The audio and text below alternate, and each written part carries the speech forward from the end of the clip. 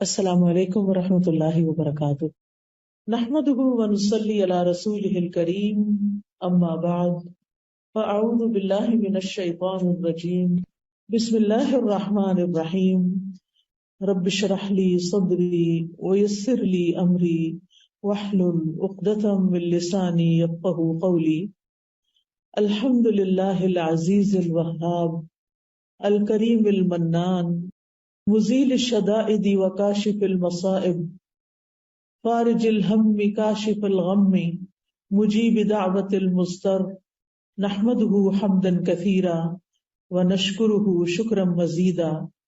ہر قسم کی حمد تعریف اللہ رب العزت کے لیے ہے جو عزت والا اور غلبے والا ہے، خوب عطا کرنے والا ہے، نہایت معزز اور بہت احسان کرنے والا ہے۔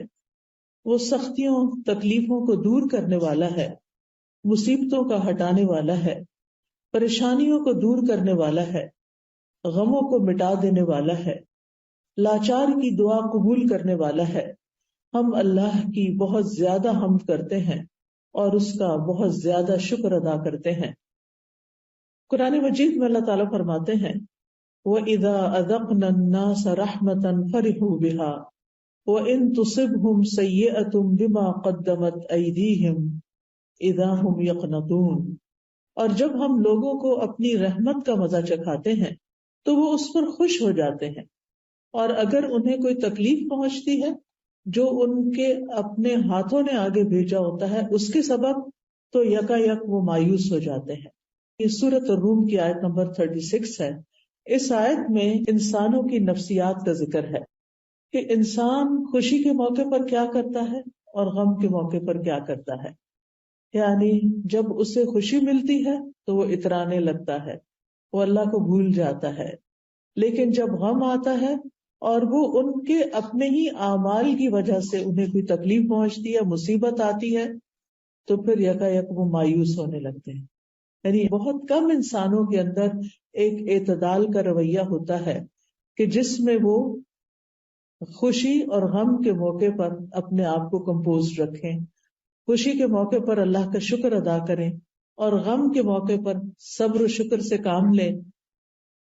لیکن انسان کا عمومی رویہ یہی ہے کہ انسان خوشی کے موقع پر شکر ادا کرنا بھول جاتا ہے اور اسی طرح تکلیف کے موقع پر صبر کرنا بھول جاتا ہے۔ لیکن مومن کا حال اس کے برعکس ہوتا ہے۔ مومن ہر چھوٹی اور بڑی نعمت پر اللہ سبحانہ تعالیٰ کا شکر ادا کرتا ہے، اور پھر کسی بھی خوشی کو، نعمت کو، خوشحالی کو اپنی محنت کا نتیجہ نہیں سمجھتا، اپنا کمال نہیں سمجھتا۔ وہ یہ نہیں سمجھتا کہ یہ سب کچھ میں نے کیا ہے، بلکہ وہ یہ سمجھتا ہے کہ یہ سب کچھ میرے رب نے مجھے دیا ہے، اس لیے وہ رب ہی کی طرف رجوع کرتا ہے۔ اور جب تکلیف ہوتی ہے تو وہ سمجھتا ہے کہ یہ میری آزمائش ہے اور جلد ختم ہو جائے گی، لہٰذا وہ اسے دائمی نہیں سمجھتا کہ یہ ہمیشہ کے لیے میرے گلے پڑ گئی ہے، بلکہ نا امید ہونے سے بچتا ہے۔ تو مومن خوف اور امید کے درمیان رہتا ہے۔ اگر اس کے دل میں خوف آتا بھی ہے تو وہ اس سے نکل جاتا ہے، اور اللہ تعالیٰ سے رحمت کی امید اس کا خوف دور کر دیتی ہے۔ اس طرح انسان فخر اور غرور سے بھی باز رہتا ہے اور مایوس ہونے سے بھی رکا رہتا ہے۔ تو انسان اگر اپنی زندگی پر غور کرے تو جتنی اس کو نعمتیں ملی ہیں اس کے مقابلے میں تکلیفیں بہت کم ہیں، لیکن ہمارا حال یہ ہوتا ہے کہ ہم نعمتوں کا ذکر کرنا بھول جاتے ہیں، جبکہ اللہ تعالیٰ نے فرمایا فَأَمَّا بِنِعْمَةِ رَبِّكَ فَحَدِّثْ، کہ جہاں تک تمہارے رب کی نعمت کا تعلق ہے تو اس کا ذکر کرو، اس کو بیان کرو۔ نعمتوں کا ذکر کرنا چاہیے، نعمتوں کو یاد کرتے رہنا چاہیے، اپنے دل میں اور دوسروں کے سامنے بھی اللہ سبحانہ تعالیٰ کا شکر ادا کرنا چاہیے۔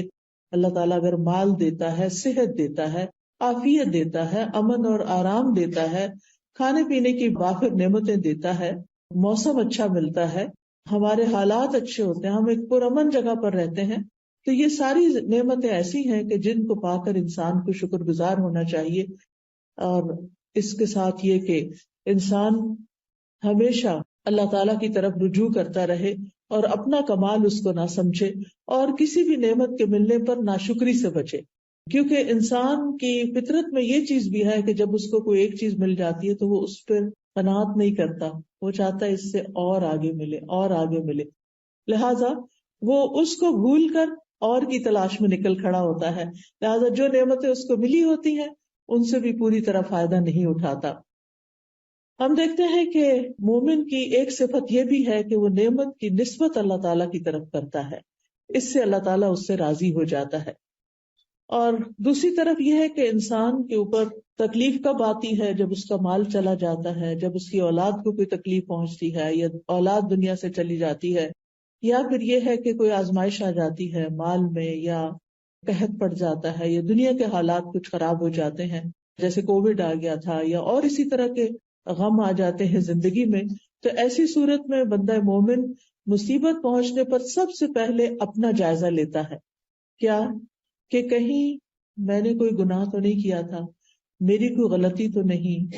مثال کے طور پر اگر بچے کی طرف سے کوئی تکلیف آئی ہے، بچہ ستا رہا ہے، بچے کی طرف سے کوئی پریشانی ہے، تو انسان کو فوراً سوچنا چاہیے کہ کہیں میں نے اپنے والدین کو تو کوئی تکلیف نہیں دی تھی، کہیں ایسا تو نہیں کہ میں نے اس کی تربیت میں کوئی کمی کی ہو، کہیں ایسا تو نہیں کہ میں اس کو ٹائم کم دیتی ہوں، کہیں ایسا تو نہیں کہ میں نے اس کو وہ کچھ سکھایا نہیں جو سکھانا چاہیے تھا۔ تو مومن جو ہے وہ فوراً اپنی غلطیوں کی طرف نظر دوڑاتا ہے، صرف اس بات کا شکوہ شکایت نہیں کرتا رہتا کہ بچہ ایسا ہے اور بچہ یہ کرتا ہے اور بچہ وہ کرتا ہے، اور آج کل کے تو بچے ہی ایسے ہیں، اور یہ تو میڈیا نے ان کو خراب کر دیا ہے، اور گیجٹس نے خراب کر دیا ہے، اور گیمز نے خراب کر دیا ہے۔ یہ ساری چیزیں بھی فراہم کرنے والے ہم خود ہی ہوتے ہیں، اور پھر بعض اوقات یہ ہوتا ہے کہ ہم خود اپنے ہاتھوں اپنے بچوں کو ایسی تعلیم دیتے ہیں کہ جس سے وہ نہ اللہ کے رہتے ہیں، نہ دین کے، نہ ایمان کے، اور نہ ماں باپ کے۔ یعنی جو بچے دین کو چھوڑ جاتے ہیں پھر عموماً وہ ماں باپ کو بھی چھوڑ جاتے ہیں، کیونکہ دین ہی ان کو یہ سکھاتا ہے کہ انہوں نے ماں باپ کا حق ادا کرنا ہے۔ قرآن مجید میں کئی مقامات پر اللہ تعالیٰ فرماتے ہیں وَاعْبُدُوا اللَّهَ وَلَا تُشْرِكُوا بِهِ شَيْئًا وَبِالْوَالِدَيْنِ إِحْسَانًا، اللہ کی عبادت کرو، اس کے ساتھ کسی کو شریک نہ ٹھہراؤ، اور والدین کے ساتھ احسان کرو۔ یہ سبق تو قرآن سکھاتا ہے، اسلام سکھاتا ہے، دین سکھاتا ہے، لیکن افسوس یہ کہ ہم نے ان کو دین ہی تو نہیں سکھایا۔ ہم عام طور پر ان کی دنیاوی تعلیم کے لیے تو پریشان ہوتے ہیں، لیکن دینی تعلیم کے لیے خاطر خواہ بندوبست نہیں کرتے۔ ناظرہ قرآن پڑھا لیا، زیادہ سے زیادہ خوش ہو گئے تو حفظ کرانا شروع کر دیا، لیکن دین کی انڈرسٹینڈنگ، دین کی سمجھ بوجھ، اس کے بارے میں ہم کم ہی غور کرتے ہیں۔ اب آپ دیکھیے کہ جن اسکولوں میں وہ جاتے ہیں وہاں تو ہر چیز دین کے الٹ جا رہی ہے، وہاں تو ان کو دین نہیں ملتا۔ مسجد ہم انہیں نہیں لے کر جاتے، وہاں بھی دین نہیں ملتا۔ پھر اس کے بعد آپ دیکھیں کہ گھر پہ ماں بھی دین نہیں سیکھی ہوئی، لہٰذا اس کو ماں بھی نہیں سکھاتی، باپ ہے تو وہ اپنی کمائی میں مصروف ہے، اور اگر زندگی کی دوڑ میں لگے ہوئے ہیں تو باپ کے ساتھ ماں بھی مصروف ہے، تو اس صورت میں بچے دین سے دور ہو جاتے ہیں۔ تو اس میں آپ دیکھیے کہ جب بچے کے پاس کوئی موقع ہی نہیں، اس نے دین سیکھا ہی نہیں، وہ دین والوں سے ملا ہی نہیں، اس نے دین کی خوبصورتی کو جانا ہی نہیں، اور ہم صرف گھر میں اسے حکم دے رہے ہیں نماز پڑھ لو، قرآن پڑھ لو، اور بس یہی دین سمجھتے ہیں ہم، تو نتیجہ کیا ہوتا ہے؟ وہ دین سے تو دور ہوتا ہی ہے، ماں باپ سے بھی دور ہو جاتا ہے، اور پھر خاندان اور رشتہ دار اور سبھی کو چھوڑ جاتا ہے۔ اس لیے اگر کوئی ایسی چیز ہو تو ہمیں اس صورت میں اللہ سبحانہ تعالیٰ کی طرف رجوع کرنا چاہیے، اپنے گناہوں کی معافی مانگنی چاہیے۔ It's never too late. بچہ عمر کے کسی بھی حصے میں پہنچ چکا ہے تو آپ اللہ سے مایوس نہ ہوں، آپ خوب رو رو کر دعائیں کریں، اللہ کو پکاریں، اللہ سے مانگیں، اللہ تعالیٰ ضرور اس کو لوٹائے گا۔ بعض صالحین کہتے ہیں کہ میں اپنے گناہ کا اثر اپنی سواری میں اور اپنی بیوی کے اندر، اپنے بچوں کے اندر دیکھ لیتا ہوں، کیونکہ جب میں اللہ کی نافرمانی کرتا ہوں تو وہ میری نافرمانی شروع کر دیتے ہیں، یعنی ان کے اندر کوئی نہ کوئی ایسی چیز آ جاتی ہے کہ جو میرے لیے تکلیف کا باعث بنتی ہے۔ اور پھر یہ ہے کہ غم اور تکلیف میں مایوس نہیں ہونا چاہیے، کیونکہ یہ مایوسی جس طرح عام طور پہ آپ نے سنا کہ کفر ہوتی ہے، یعنی اللہ کی ناشکری ہے، اور پھر یہ کہ یہ ہوتی کیوں ہے؟ یقین اور ایمان کی کمزوری کی وجہ سے۔ یعنی انسان کا جب یقین کمزور ہو جاتا ہے، ایمان کمزور ہو جاتا ہے، اللہ کا سہارا وہ چھوڑ بیٹھتا ہے، اللہ سے مایوس ہو جاتی. اللہ سے کیسے ہم مایوس ہو سکتے ہیں جبکہ زمین و آسمان کی ساری قوتیں اور سارے خزانے اللہ کے ہاتھ میں ہیں. اگر ہماری زندگی میں کوئی کمی ہو رہی ہے تو اللہ تعالیٰ تو صرف کن کہہ کے اس کو پورا کر سکتا ہے. لہذا انسان کو کبھی مایوس نہیں ہونا چاہیے. اور مایوسی کیا ہوتی ہے؟ کسی چیز کے مل جانے کی آرزو ختم ہو جانا، زندگی میں کوئی امید نہ رہنا، زندگی میں کوئی خوشی نہ رہنا، کسی چیز پر ایکسائٹیڈ نہ ہونا. اور پھر یہ ہے کہ اللہ کی رحمت سے مایوس ہو کر بعض اوقات لوگ خودکشی کا سوچنے لگتے ہیں، بعض اوقات لوگ دعا مانگنا چھوڑ دیتے ہیں، کچھ لوگ نماز پڑھنا چھوڑ دیتے ہیں. تو یہ تمام چیزیں جو ہیں یہ انسان کی حالات میں کچھ بہتری نہیں لاتی. ان چیزوں سے انسان اور تکلیف میں ہی چلا جاتا ہے. یا پھر زیادہ سے زیادہ کیا ہوتا ہے کہ انسان کسی کو فیس نہیں کرنا چاہتا، کسی گیدرنگ میں نہیں جانا چاہتا، کسی کے ساتھ ملنا جلنا چھوڑ دیتا ہے، لوگوں سے کٹ آف ہو جاتا ہے، تنہائی کا شکار ہو جاتا ہے، دن بھر سوتا رہتا ہے، راتوں کو جا کے روتا رہتا ہے. تو زندگی ایک عذاب بن کے رہ جاتی ہے.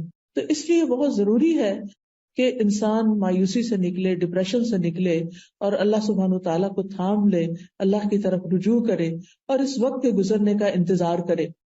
اللہ سبحانہ تعالیٰ قرآن مجید میں بندوں کو مایوس ہونے سے منع فرماتا ہے کہ لا تقنطوا من رحمت اللہ ان اللہ یغفر الذنوب جميعا. اللہ کی رحمت سے مایوس نہ ہو. اللہ سبحانہ تعالیٰ سارے گناہ یقینی طور پہ معاف کر سکتا ہے، وہ معاف کر دے گا. اسی لیے مایوسی کو ایک کبیرہ گناہ کہا گیا اور اسے گمراہ لوگوں کی صفت کہا گیا. وَمَن يَقْنَطُ مِن رَحْمَتِ رَبِّهِ إِلَّا الضَّالُّونَ. اور گمراہوں کے سوا کون اپنے رب کی رحمت سے نا امید ہو سکتا ہے. یعنی اس کا مطلب یہ ہے کہ اگر کوئی انسان مایوسی کا شکار ہے تو وہ سیدھے رستے سے ہٹ گیا ہے. جو رستہ اللہ سبحانہ تعالیٰ کی طرف جاتا ہے اور اللہ سبحانہ تعالیٰ کی رحمت جس سے انسان پاتا ہے، تو ایسی صورت میں انسان نا امید نہیں ہو سکتا. نا امیدی جو ہے یہ اللہ تعالیٰ کی بے ادبی کی ایک قسم ہے، اور اللہ تعالیٰ سے مایوس ہونا اللہ تعالیٰ کی صفات کا بھی انکار ہے. اور اللہ کی رحمت سے نا امید ہونا جو ہے وہ انسان کے اپنے حق میں سب سے زیادہ نقصان دہ ہے.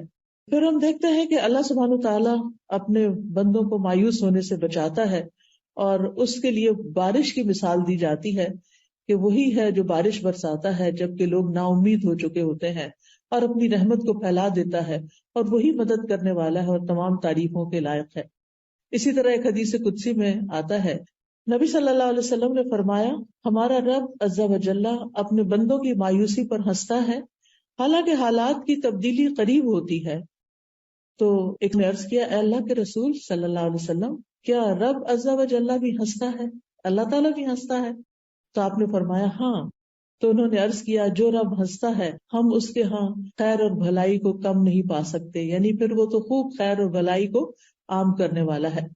سفیان ابن عیینہ کہتے ہیں، جس نے لوگوں کو اللہ کی رحمت سے مایوس کیا یا خود اللہ کی رحمت سے مایوس ہوا، اس نے دراصل ایک غلط کام کیا.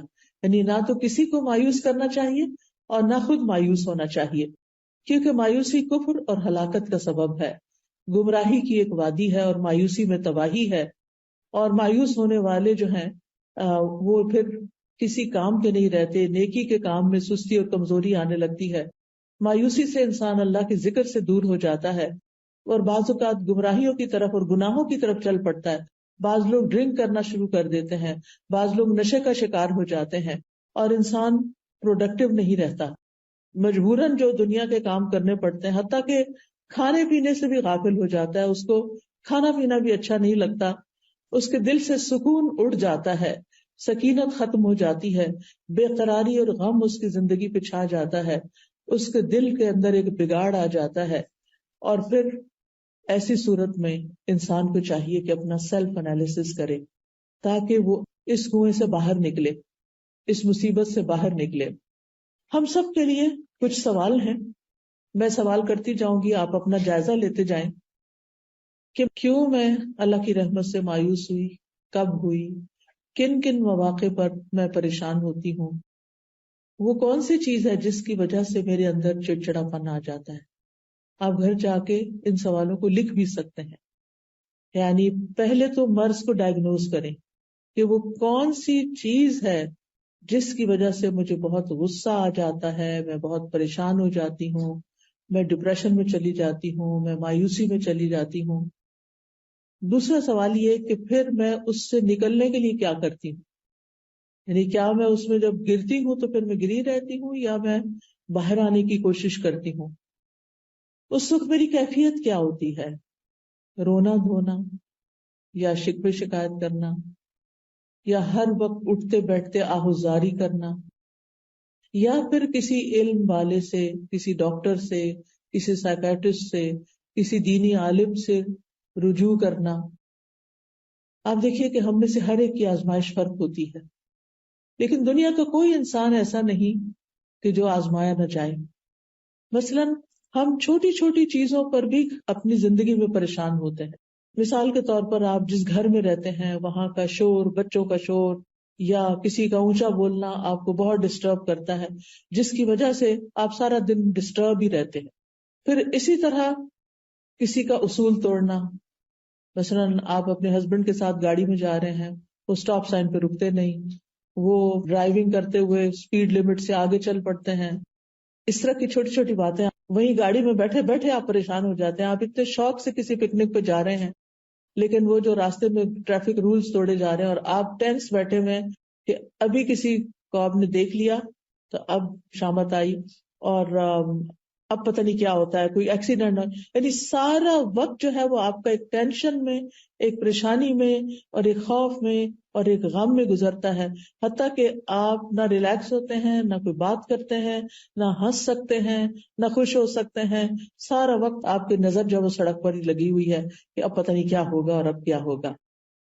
اسی طرح کچھ لوگوں کی پریشانی روپے پیسے میں، بزنس میں، جاب میں کمی کی وجہ سے ہوتی ہے۔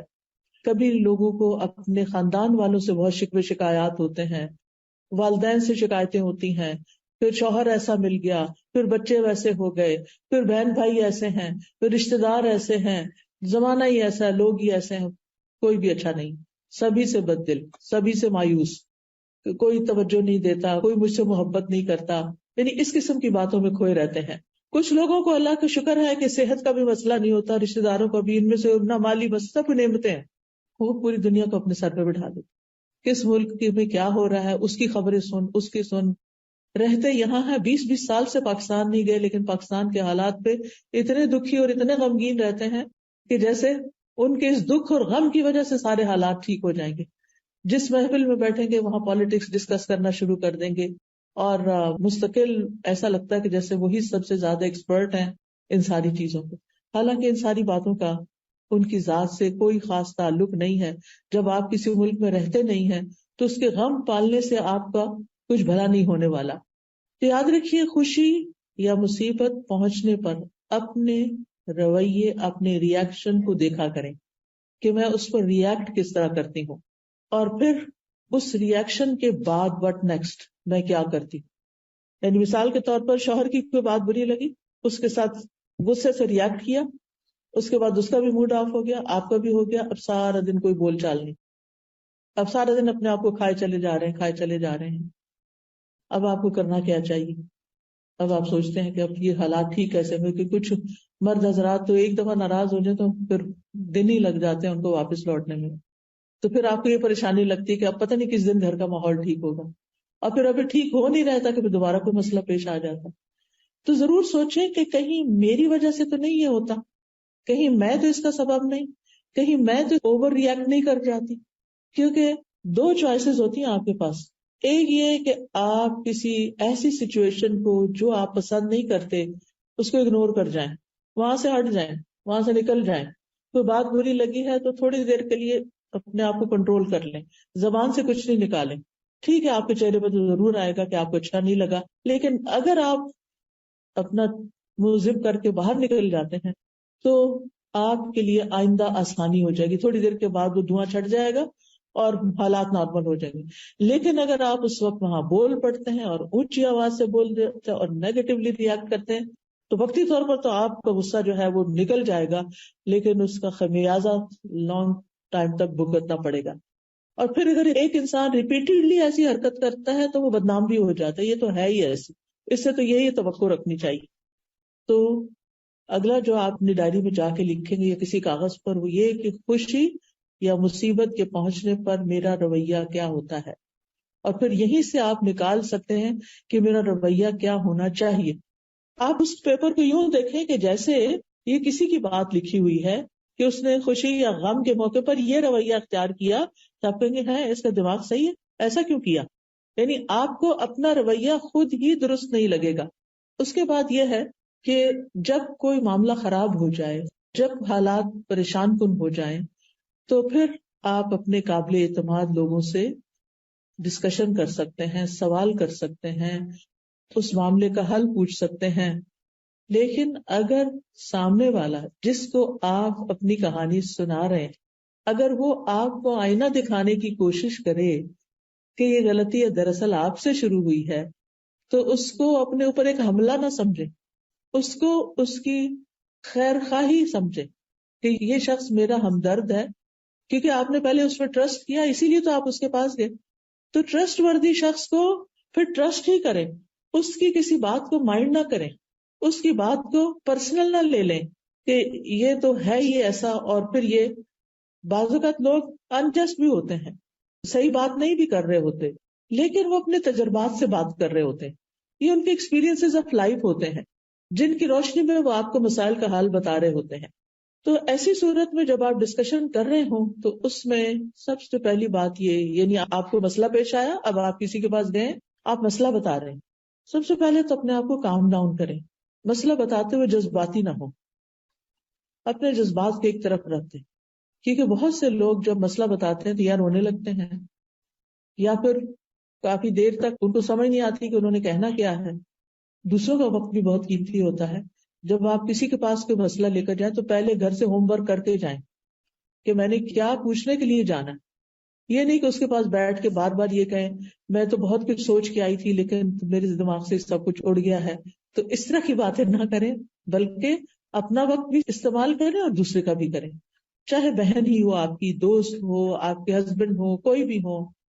پہلے سے ہوم ورک کریں کہ میں نے کہنا کیا ہے، اور پھر جب آپ اس کے پاس جائیں اپنی بات کو اچھے سے بتائیں اور اس کی بات کو پوری توجہ کے ساتھ سنیں، بہت اچھے سے سنیں، بیچ میں اس کی بات نہ کاٹیں، بیچ میں نہ بولیں.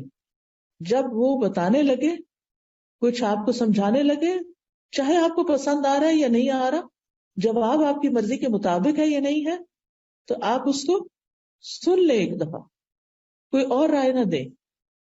پھر آپ بیٹھ کے اس کی نیت پہ شک نہ کرنے لگے، یعنی کہ اس کی نیت ہی خراب ہے، یہ تو میرا بھلا چاہتا ہی نہیں.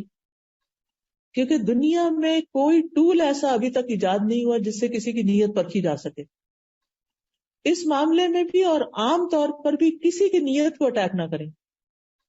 جو بھی انسان ہے، جیسا بھی ہے، اس کے بارے میں حسن ظن رکھیں، اس کے بارے میں پازیٹو سوچیں کہ یہ اچھا انسان ہے، انلیس کہ وہ کوئی ایسی چیز کرے تو اس معاملے میں اس کو ایکسکیوز کر دیں. لیکن چھوٹی موٹی غلطیوں سے یا کسی کی ٹنگ سلپ سے اس پہ ہنسنا نہ شروع کر دیں یا اس کے بارے میں برا خیال نہ کریں. پھر آپ دیکھیے کہ جب آپ گفتگو کریں، اپنا مسئلہ بیان کریں، تو اپنی نیت کو بھی ٹٹولیں کہ آپ کیوں مسئلہ بیان کر رہے ہیں، اور پھر یہ کہ آپ واقعی مسئلے کا حل چاہتے ہیں یا صرف کتھارسس چاہتے ہیں کہ آپ کو کوئی مل جائے کہ جس کے سامنے اپنی کہانی سنائے. بعض لوگ ایسا بھی کرتے ہیں کہ کسی کے پاس جاتے ہیں، اس کو مسئلہ سناتے رہتے ہیں اور اس سے پوچھنے کی زحمت بھی نہیں کرتے کہ آپ اس بارے میں کیا کہتے ہیں. جب ساری کہانی سنا چکتے تو پھر کہتے ہیں بس یہی تھا جو آپ کو بتانا چاہ رہے تھے، اینڈ دیٹس اٹ، کہانی ختم ہو گئی ہے، اب ہمارا غصہ دور ہو گیا. کوئی مشورہ ملے یا نہ ملے، اور اس نیت سے تو جاتے ہی نہیں کہ کوئی مشورہ ملے گا تو اس پہ عمل کرنا ہے، وہ تو صرف اپنے دل کی بھڑاس نکالنے کے لیے بازو کا تم جاتے. اور پھر ایک شخص کو بھی سنا کے تسلی نہیں ہوتی، کچھ باقی رہ جاتا ہے، پھر کوئی اور دوسرا پکڑ لیتے ہیں، اس کے ساتھ بیٹھ جاتے ہیں، اس کو سناتے ہیں، کوئی تیسرا مل جاتا ہے اس کو سناتے ہیں، اور پھر اس طرح اپنے آپ کو مزید کنفیوز بھی کرتے ہیں. تو بہرحال ہمیں بات طریقے سے کرنی ہے، جس سے بھی کرنی، ہم میں سے ہر ایک کو ضرورت ہوتی ہے کاؤنسلنگ. اور پھر یہ ہے کہ اپنی رائے دوسروں پہ مسلط نہیں کرنی، بلکہ دوسروں کے نقطہ نظر کو سمجھنے کے لیے دھیان لگانا ہے. اور اگر آپ کو دوسرے کی کوئی بات سمجھ نہیں آئی تو شائستہ انداز میں اس سے سوال بھی کرنا ہے کہ آپ اپنی بات دہرا دیجئے. اور پھر یہ ہے کہ انسان کو غم، پریشانی، دکھ، مایوسی سے نکلنے کے لیے کچھ اور کام بھی کرنے، یعنی دوسروں سے صرف باتیں نہیں کرتے رہنا، اپنے آپ سے بھی کچھ بات کرنی ہے. ایسے مواقع پر اپنے آپ کو ٹائم دیجیے، اپنے آپ سے سوال کیجیے، اپنے آپ کو کچھ سکھائیے. کیسے؟ نمبر 1، اس دنیا کی حقیقت کو سمجھیں. جو لوگ اس دنیا کی حقیقت کو سمجھ جاتے ہیں ان کی پریشانیاں ختم ہو جاتی، کیونکہ وہ اس دنیا کی طرف نہیں دیکھتے بلکہ وہ آگے کی دنیا کو دیکھتے ہیں. وہ یہاں کے غم بھلا دیتے ہیں آخرت کے غموں کے ساتھ، کیونکہ غم کا مقابلہ غم سے کرنا ہے نا. تو جب ان کو آخرت کی فکر لگ جاتی ہے تو دنیا کی بہت سی فکریں سب سائڈ ہو جاتی ہیں. وہ کہتے ہیں یہ تو کچھ بھی نہیں. جب زمین کے اوپر رہنا مشکل لگتا ہے تو زمین کے اندر جو لوگ پڑے ہوئے ہیں قبرستانوں میں، جب ان کے بارے میں سوچیں گے تو کیا ہوگا. زمین کے اوپر رہنا پرسکون لگے گا. رات کو اگر نیند نہ آئے اور خیالات ڈسٹرب کریں تو اپنی سوچ کا رخ موڑیں ان لوگوں کی طرف جو قبروں کے اندر ہیں اور ان کو ایک پل کے لیے بھی چین نہیں ہے.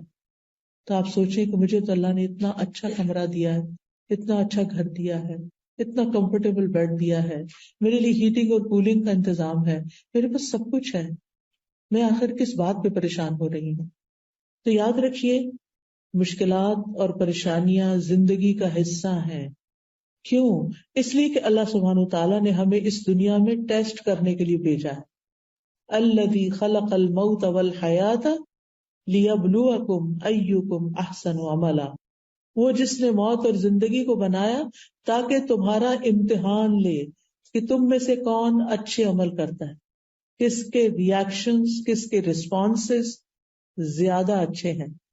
یعنی زندگی میں کام کاج کرتے ہوئے کسی بھی چیز، کوئی بھی کام، چاہے آپ ڈرائیونگ کر رہے ہیں، چاہے آپ کوکنگ کر رہے ہیں، چاہے آپ لانڈری کر رہے ہیں، ان ساری چیزوں میں انسان تھکتا ہے. انسان تھکتا ہے کام کرتے ہوئے. کچھ لوگ ہوتے ہیں وہ اظہار نہیں کرتے، ان کا وقت بھی گزر جاتا ہے. اور کچھ لوگ ہوتے ہیں ہر تھوڑی دیر کے بعد کہتے ہیں آج تو بہت تھک گئی، بہت تھک گئی. یعنی جو پاس بیٹھے ہوں گے وہ بیزار ہو جائیں گے سن کر آپ کی تھکاوٹ کی باتیں. نتیجہ کیا ہوگا؟ وہ آپ کے پاس بیٹھنا نہیں چاہیں گے. پھر آپ اور پریشان ہوں گے کہ یہ لوگ مجھے ٹائم نہیں دیتے، مجھے توجہ نہیں دیتے، میری بات نہیں سنتے. اصل میں آپ نے خود ہی بگایا ان کو ایسی باتیں کر کر کے جن کو نہ کر کے بھی گزارا ہو سکتا تھا. قرآن مجید میں اللہ تعالیٰ فرماتے سورۃ البلد میں لقد خلقنا الانسان فی کبد، یقیناً ہم نے انسان کو بڑی مشقت میں پیدا کیا ہے. اس دنیا میں انسان کے لیے ایک کے بعد ایک مشقت ہے. سوچئے جب ایک انسان پیدا ہوتا ہے، دنیا میں آ رہا ہوتا ہے، ماں کتنی مشقت سے جنم دیتی ہے. اور یہ مشقت صرف ماں کے لیے نہیں ہوتی، اس بچے کے لیے بھی ہوتی ہے جو دنیا میں آنے کے لیے پش کرتا ہے اور باہر کو آتا ہے. کتنی چھوٹی سی جگہ سے نکل کے آتا ہے وہ. آپ میں سے جو لوگ اس پروسیجر سے گزر چکے ہیں، آپ سوچئے کہ وہ دن شاید زندگی کا سب سے مشکل دن تھا جب آپ نے بچے کو جنم دیا تھا، اور اس وقت آپ سوچتے تھے کہ پتہ نہیں میں زندہ بھی رہتی ہوں کہ نہیں. ایسی صورت میں جب ہمارا آغاز ہی مشقت سے ہوا، آمد ہی تکلیف کے ساتھ ہوئی ہے، تو پھر اینٹیسپیٹ کرنا چاہیے کہ آئندہ زندگی میں بھی مشکلات تو ہوں گی. ہمیں اس دن کا درد یاد نہیں، لیکن اگر آپ اپنی مدر سے پوچھیں تو وہ بتائے گی کہ دنیا میں آتے ہی آپ نے رونا شروع کر دیا تھا. کیوں رو رہے تھے بھائی؟ شیطان نے آ کے زور سے تھپڑ مارا. حدیث سے پتا چلتا ہے، میں اپنے پاس سے بات نہیں بتاتی، کہ ابن آدم جب پیدا ہوتا ہے شیطان پہلے سے انتظار میں کھڑا ہوتا. اپنے رشتہ دار تو باہر کھڑے ہوتے ہیں نا، یعنی جب بچے کی پیدائش ہوتی ہے تو باقی تو ماں باپ یا بہن بھائی باہر کھڑے ہوتے ہیں انتظار میں، شیطان اندر پہنچا ہوا ہوتا ہے.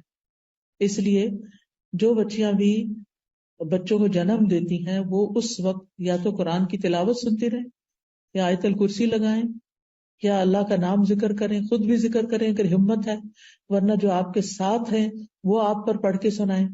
اب تو الحمدللہ اگر کسی کو نہیں بھی پڑھنا آتا تو اپنے سیل فون پہ آپ قرآن مجید کی صورت کوئی بھی لگا کے، سورۃ الرحمن لگا دیں، سورۃ مریم لگا دیں، کوئی بھی صورت لگا دیں، آپ سورۃ طٰہٰ لگا دیں، آپ اس کو سن سکتے ہیں. سورۃ البقرہ لگا دیں، سورۃ البقرہ لگانے سے شیاطین بھاگتے ہیں. تو بہرحال اس وقت شیطان آ کے بچے کو ٹھونکا لگاتا ہے اور پھر انسان روتا ہے. اور آپ نے دیکھا ہوگا کہ جو بچہ روتا نہیں ہے نا، ڈاکٹر اس کو کیا کرتے ہیں؟ رلاتے ہیں، اس کو تھپکاتے ہیں اور رلاتے ہیں. پھر آپ دیکھیے کہ آپ کو بھوک لگی تھی، آپ کو ماں کے سینے سے لگایا گیا، ماں کو تکلیف ہوتی؟ پہلے بچے کی دفعہ خاص طور پہ، اور ہر بچے کی دفعہ جب وہ دودھ پلانا شروع کرتی ہے تو اس کو تکلیف ہوتی ہے. بچے کو مشکل ہوتی ہے نا، کتنی مشکل ہو. اس کو سک کرنا نہیں آ رہا ہوتا، وہ منہ میں رکھ کے سو جاتا ہے. اس کو ماں ہر وقت جگاتی ہے، اٹھو دودھ پیو. کیونکہ جو بچے نہیں دودھ پیتے اس وقت، یا ان کو غذائیت پوری نہیں ملتی، تو کیا ہوتا ہے؟ واپس ہاسپٹل لے جانا پڑتا ہے. کتنی مشقتوں سے بچہ صحیح طور پر کئی دن میں دودھ پینے کے قابل ہوتا ہے، اور ماں کی تکلیف دور ہوتی ہے کہ وہ بچے کو پلا سکے. پھر آپ دیکھیے کہ آپ کھانا شروع کرتے ہیں. جب آپ پہلی دفعہ کھانا کھاتے ہیں یا پہلی دفعہ مرچیں کھاتے ہیں، یعنی دیسی بچے جو ہیں ان کے ماں باپ کو لازم ہوتا ہے کہ وہ بچوں کو بچپن میں مرچ کھلائیں تاکہ بڑے ہو کے کھا سکیں. تو آپ دیکھیے کہ کتنا مشکل ہوتی، بار بار پانی پی رہے ہوتے ہیں. مجھے اچھی طرح یاد ہے کہ جب میں چھوٹی تھی تو کھانے کے 7 گلاس، ہر نوالے کے بعد پانی، ہر نوالے کے بعد پانی. کتنا نقصان دہ ہے، لیکن مرچیں برداشت نہیں ہوتی. بہرحال پھر آپ دیکھیے کہ بولنا شروع کرتے ہیں، مشکل ہوتی، کتنی مشکل ہوتی ہے. بچے کو کتنی دفعہ ایک لفظ سنانا پڑتا ہے، بار بار بار بار، پھر وہ سیکھتا ہے. پھر آپ دیکھیں کہ الفاظ جوڑتے ہیں، پھر جملے بناتے ہیں، پھر پیراگراف بنتے ہیں. لکھنا شروع کرتے ہیں، مشکل ہوتی. کوئی کٹنگ آرٹ اینڈ کرافٹ کرتے ہیں، مشکل ہوتی ہے. پھر آپ بچے کو بٹھاتے ہیں، کتنی دفعہ پٹکتا ہے نیچے، سر اس کا لگتا ہے جا کے گر جاتا ہے. کبھی اس کو سہارے دے دے کے بٹھاتے ہیں، کبھی کہیں بٹھاتے ہیں. پھر کرال کرنے میں مشکل ہوتی. پھر آپ دیکھیے کہ چلنے میں تو اور مشکل ہے، ہر چند قدم کے بعد بچہ گرتا ہے. جب دوڑنے لگتا ہے تو ٹکراتا ہے چیزوں سے جا جا کے. بچپن کی مشقتیں ہمیں یاد نہیں ہوتی، وہ تو ہماری ماں برداشت کرتی ہے نا ساری کچھ، جس کو پھر ہم بڑے ہو کے بھول جاتے ہیں اور اس کی چھوٹی چھوٹی باتوں کو مائنڈ کرتے ہیں. پھر اسکول جانے میں مشکل ہوتی. بچے کتنا روتے ہیں، کتنا تنگ کرتے ہیں. صبح اٹھانے میں، جتنے دن اسکول جاتے ہیں بچے، صبح کے گھر میں ایک ہنگامہ ہوتا ہے، اور بچوں کو چھوڑ کے آنا، لے کے آنا. پھر انسان سوچتا ہے کہ اب ہائی اسکول تک پہنچ گیا. ہائی اسکول بڑا مشکل ہے. پھر ہائی اسکول کی گریجویشن ہو گئی، شکر ہے ایک کام ختم ہوا. سمجھتے ہیں کہ شاید مشکل یہاں ختم ہو گئی، ختم ہو گئی. پھر کیا ہوتا ہے؟ یونیورسٹی ہے، یونیورسٹی ختم ہو گئی. یونیورسٹی کے جتنے بھی سال ہیں مشقتوں میں گزارے، بڑی بڑی کتابیں پڑھتے، اسائنمنٹس کرتے اور پروجیکٹس بناتے. پھر کیا ہوا؟ پھر اب اس کے بعد جاب چاہیے، ڈگری پہ ڈگری لے چکے ہیں، جاب نہیں مل رہی، مشقت پہ مشقت، خدا خدا کر کے جاب ملی. اب شادی کرنا ہے، ایک رشتہ دیکھ رہے ہیں، دوسرا دیکھ رہے ہیں، تیسرا دیکھتے ہیں، رشتہ پسند نہیں آ رہا، شادی کو تاخیر ہو رہی. پھر ایک اور مشقت، شادی ہو گئی، اب سب کی نظریں لگی ہوئی ہیں بچہ کب ہوتا ہے. ایک اور مشقت، کس کس کے سوالوں کا جواب دوں، کس کس کا جواب دیں. یعنی ینگ گرلس کے اوپر مجھے رحم آتا ہے کہ جن کو ہر آنٹی پوچھنے کھڑی ہو جاتی ہیں کوئی خوشخبری. تو جب کوئی آئے گی تو آپ کو بھی پتا چل جائے گا کہ آپ نے دعائیں کرنی ہیں، آپ دعائیں کریں. اور پھر خاص طور پر جن عورتوں کو کمپلیکیشنز ہو جاتی ہیں، ایک سے زیادہ بچہ پیدا نہیں کر سکتی. میری ایک بہت ہی سمجھدار اسٹوڈنٹ تھی اور لکھتی تھی اخباروں میں اور بہت قابل. ان کا ایک بچے کے بعد دوبارہ کہ کوئی کمپلیکیشن ہوگی، بچہ پیدا نہیں ہو سکتا. اور وہ اس بات سے اتنی فرسٹریٹ ہوتی تھی کہ ہر دوسرا بندہ اس سے پوچھ رہا ہوتا تھا کہ تم اور بچے کیوں نہیں پیدا کر رہے، کیوں نہیں تمہارے بچے ہوتے، کیوں نہیں ہوتے. یہ اللہ کی مرضی. جتنے بچے دنیا میں آنے نا اتنے ہی آنے ہیں، آپ زیادہ نہیں کر سکتے باتیں کر کر کے. اور پھر ججمنٹل ہو جاتے ہیں ہم کہ یہ تو پیدا کرنا ہی نہیں چاہتی، یہ تو بہت آزاد خیال ہے، اور یہ تو بس چائلڈ لیس زندگی گزارنا چاہتی. اپنے پاس سے باتیں، لیکن آپ کو کہاں سے پتا چل گیا؟ آپ نے اس سے جا کے کوئی انٹرویو کر کے آئے کہ وہ کیا چاہتے اور کیا نہیں. اور اگر بفرض محال وہ چاہتی بھی ہے تو وہ تو اس کی چوائس ہے نا. پھر آپ کو غیبت کرنے سے کیا ملے گا؟ آپ کو باتیں بنانے سے کیا حاصل ہوگا؟ بہرحال شادی ہو جاتی ہے کہ مشکلات ختم ہو گئی. شادی کے بعد کیا ہوتا ہے؟ کچھ دن تو اچھے گزرتے ہیں، پھر وہاں بھی مشکلات شروع ہو جاتی ہیں، انڈرسٹینڈنگ کی مشکلات ہو جاتی ہیں. آپ دیکھیے کہ طلاق کی شرح شادی کی شرح سے زیادہ ہے اس وقت. اتنی شادیاں نہیں ہوتی جتنی طلاقیں ہو رہی ہیں. ایک دفعہ طلاق، دو دفعہ طلاق، تیسری دفعہ طلاق. دوبارہ شادی کرنا چاہتے ہیں، سیٹل ہونا چاہتا ہوں، پرسکون ہونا چاہتا ہوں، کیونکہ ہم سمجھتے ہیں شادی ہوگی، سیٹل ہو گئے، پرسکون ہو گئے، بات ختم. شادی ہوگی، اب آپ دیکھیں اس کے بعد کیا؟ اب گھر چاہیے، اب گھر بنانے کے لیے پیسے چاہیے، اب اس کے لیے ایک اور مشقت شروع ہوگی. ایک جاب سے کافی نہیں ہوتا، 2 جاب چاہیے، 3 جاب چاہیے. بیوی کو ہی کام کرنا ہے، سب کو مل کے کرنا ہے. مشکلات ختم تو نہیں ہوئی.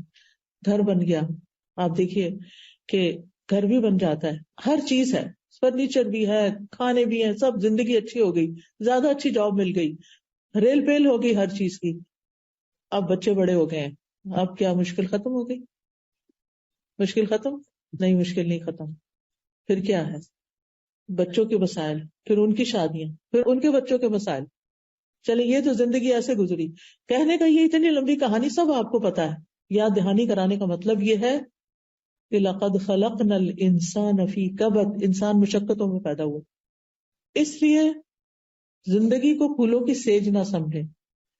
زندگی میں صرف خوشیاں مت تلاش کریں، اپنے آپ کو اسٹرانگ کریں تاکہ آپ مسائل سے نبٹ سکیں، آپ مشکلات کو فیس کر سکیں، آپ ان کا سولوشن سوچ سکیں، آپ خود بھی کھڑے ہو سکیں، دوسروں کو بھی کھڑا کر سکیں، اپنے غم بھی دور کر سکیں اور دوسروں کے بھی کام آ سکیں. کیونکہ ایمان ہی ایسی چیز ہے کہ جس کے ساتھ انسان مضبوط ہو سکتا ہے. اللہ کی ذات پہ بھروسہ اور توکل ہی ایسی چیز ہے کہ جس کے سہارے انسان ان مشکلات کو ڈیل کر سکتا ہے، نبٹ سکتا ہے، اور ان کو مشکلات نہیں سمجھتا بلکہ اپنی روٹین کے کاموں کو اور اپنی زندگی کی گاڑی کو چلائے رکھتا ہے. اب آپ دیکھیے یہ زندگی مشکل ہے، لیکن کیا موت کا دن مشکل نہیں؟ اگر موت کی مشکلات جاننا چاہتے ہیں تو پیلیٹیو کیئر کے ڈپارٹمنٹ میں کچھ دن والنٹیئر کیجیے، اور پھر دیکھیے کہ جب لوگوں کی جان نکلتی ہے، جب وہ جاتے ہیں تو کتنے کتنے دن بعض اوقات نزع کے عالم میں رہتے ہیں، اور پھر احادیث سے ان کی ڈیٹیل معلوم کریں کہ موت کی سختیاں کیا چیز ہیں. نبی صلی اللہ علیہ وسلم اپنے آخری وقت میں بار بار ان پہ غنودگی طاری ہو جاتی تھی، پانی کا پیالہ رکھا ہوا تھا جس میں ہاتھ ڈال کے اپنے چہرے پہ پانی لگاتے تھے اور فرماتے تھے ان للموت سکرات، موت کی سختیاں ہیں. اور دعا بھی مانگنی چاہیے کہ اللہ تعالیٰ ہمارے لیے وہ آسان کر دیں. روح کا نکلنا کوئی آسان دن نہیں، مشکل مرحلہ ہے. روح جسم سے 4 سٹیجز میں نکلتی ہے. سب سے پہلے تو روح جسم میں اکٹھی ہوتی ہے ایک جگہ، پاؤں کی انگلیوں سے شروع ہو کے، ہاتھوں کی انگلیوں سے شروع ہو کے. اسی لیے آپ دیکھیں کہ جو لوگ فوت ہو رہے ہوتے ہیں نا، اگر آپ ان کے ہاتھوں کو ہاتھ لگائیں بالکل ٹھنڈے برف ہو چکے ہوتے. پھر آپ دیکھیں کہ ساری جگہ سے اکٹھی ہو کے ایک جگہ پر آتی ہے جس کے بارے میں اللہ تعالیٰ فرماتے ہیں کلا اذا بلغت التراقی، ہرگز نہیں، جب جان حلق تک پہنچ جائے گی، یہاں تک آ جاتی، کالر بون تک، ہنسلی کے پاس آ جاتی ہے، تو یہاں پر پھر شدید درد ہوتا ہے، اور یہ دردناک لمحہ ہوتا ہے. وہ بلغت القلوب الحناجر، یوں لگتا ہے دل منہ سے باہر نکل آئے گا. پھر روح نکلنے کا مرحلہ ہوتا ہے والنازعات غرقا، ان فرشتوں کی قسم جو جسم کے اندر گھس کے روح کو نکال کے لے جاتے ہیں.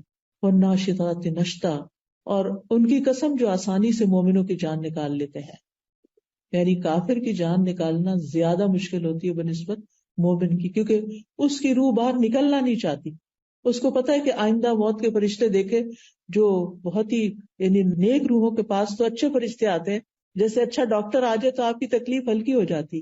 تو جو نیک لوگ ہوتے ہیں ان کے پاس اچھے فرشتے خوش شکل، اچھے لباس میں، اچھی وضاحت، خوشبو کے ساتھ اور نرمی کے ساتھ وہ آتے ہیں اور بیٹھ جاتے ہیں، اور پھر کہتے ہیں یا ایتھا النفس المطمئنہ، اے نفس مطمئنہ، ارجعی الی ربک راضیۃ مرضیہ، واپس چلو اپنے رب کی طرف.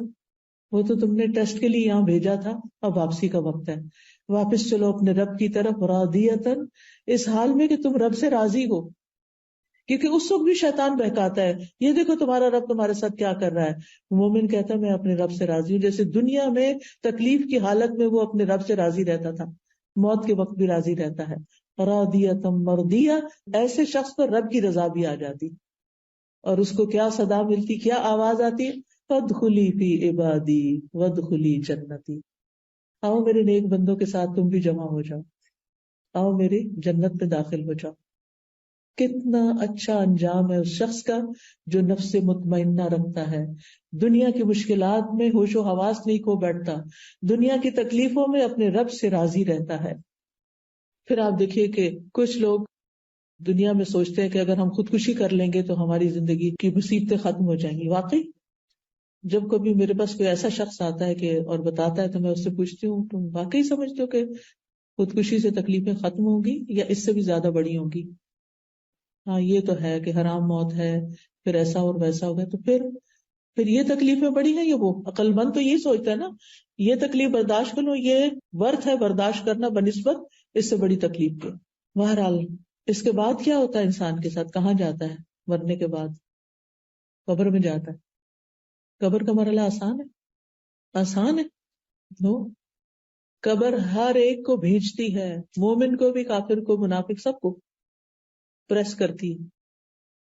اور پھر کیا ہوتا ہے، منکر نکیر آ جاتے ہیں. وہ کیا کرتے ہیں، سوال کرتے ہیں، من ربو کا، ما دینو کا، من نبیو کا، اور بڑے سخت انداز میں سوال کرتے ہیں، جیسے کوئی پولیس مین جو کسی مجرم سے سوال کر رہے ہیں اور ڈانٹ ڈپٹ کے کر رہے ہیں. اور اس وقت آپ دیکھیں کہ مجرم کا حال پھر کیا ہوتا ہوگا. وہ کہتا ہے مجھے نہیں پتا، میں نے سنا تھا، لوگ کہتے تھے، میں بھی کہتا تھا. اس نے رب کو نہیں جانا، رب کی معرفت حاصل نہیں کی، رب کی پہچان ہی نہیں. دنیا میں آئے ہیں، سب کچھ رب کا دیا ہوا کھا رہے ہیں، پی رہے ہیں، ہر چیز کر رہے ہیں، اور رب کو ہی نہیں جانتے، رب کو ہی نہیں پہچانتے. اگر کوئی بچہ آپ سے کہہ دے میں نہیں جانتا آپ کون ہیں، کیسا لگے گا آپ کو؟ اگر آپ کا بچہ آپ کو کہہ دے I have nothing to do with you, I don't know who you are، میں نہیں جانتا آپ. آج کے دور میں ایسے بچے ہیں، ماں باپ کو ہی ابینڈن کر دیتے ہیں کہ we are done with you، اب ہم آپ سے کبھی نہیں ملیں گے. کل ہی مجھے کسی نے بتایا.